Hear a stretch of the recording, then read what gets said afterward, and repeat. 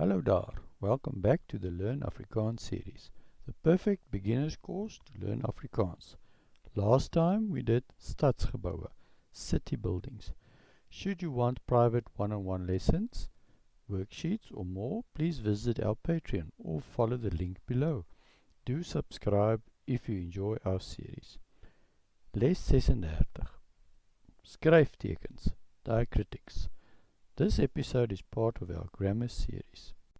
Skryftekens, or diacritics in English, are used to change the pronunciation of words. There are 6 skryftekens that we will be going over. Let's begin. Deelteken, deelteken. Deeltekens are used in order to indicate new syllables in order to avoid confusion with the pronunciation of vowels. Look at these examples. Beïnvloed, beïnvloed. Heroïne, heroïne. Stryftekens are important for both pronunciation and spelling. This is the correct way to spell the words that contain the skryftekens.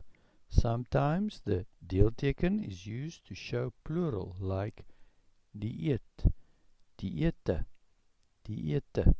Finansieel, finansiële, finansiële.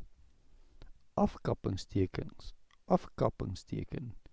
The afkappingsteken is mostly for plural and diminutive, meervoud and verkleining. You can go watch our video about these topics right now. The afkappingsteken is gained for nouns ending on o, u, and the emphasized a. For example, foto's, foto's. Also the afkappingsteken is for surnames, vanne, that end in a, s, z, that are unpronounced in the singular. They get the afkappingsteken in the plural like this. Marais, marais. Kappie, kappie. The kappie is used on a vowel in order to lengthen the sound. Compare the following. Se, se, se, se. Other popular words with a kappie are more, more, scare, scare, hair, hair. Acute, acute. The acute is added to emphasize a word. Look at the following sentences. Ek reis na Amerika. Teenoor, wat doen jy na skool? Wat doen jy na skool? Let's see some more. Die boek is my gunsteling. Die boek is my gunsteling. Jy moet of die jas of die trui aantrek. Jy moet of die jas of die trui aantrek. Grafvis, grafvis. The grafvis is unique to only a few words in Afrikaans. You should just learn these words. Appel, appel. De, de. He, he. Ne, ne. Don't get confused between the direction of the acute and the grafvis. If you want to remember them, take the letter of each's name. Put them together and you can make the word ach, meaning oh, as in oh what. Ach wat. Ach is a word, but ga is not.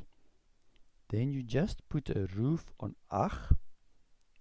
Ach, there you have the two directions of the acute and the grafvis. Lastly, we have the koppelteken. Koppelteken.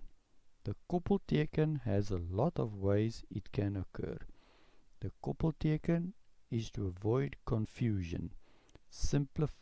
Simplify reading and prevent clustering of vowels like in Sant al, Landbouw College, Landbouw College.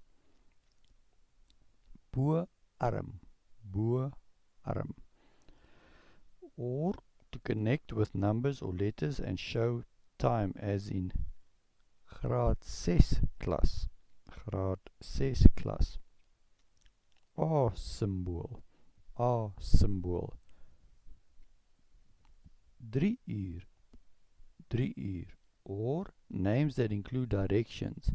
Suid-Afrika, Suid-Afrika. Wes-Kaap, Wes-Kaap. Further for repetitions, speel, speel, speel, speel. Also if you're connecting words with hulle, ma hulle, ma hulle. And lastly for samenstellings, compound nouns, and you want to avoid clustering, na-aap, na-aap, see-eend, see-eend. Next week, in die kombuis, in the kitchen in Afrikaans.